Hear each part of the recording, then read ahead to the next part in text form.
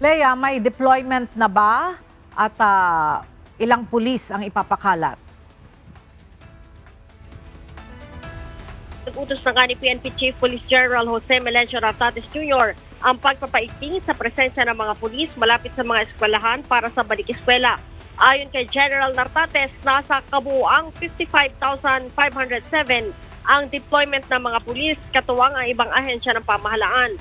Sa naturang bilang, 28,751 ang mula sa PNP, 4,079 naman ang mula sa ibang unit at 22,677 ang mga force multipliers.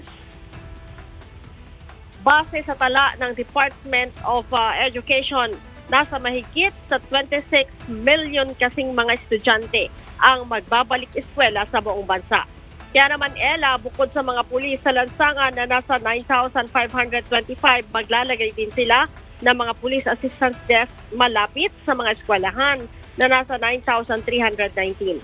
Kasama din sa babantayan, Ella, ng mga pulis ay ang mga pamilihan gaya sa Divisoria, Quiapo, Recto at Santa Cruz, Baclaran sa Parañaque, Green Hills sa San Juan at mga pangunahing supermall sa Metro Manila na kalimitang dinadagsa para sa mga gamit sa mga eskwelahan.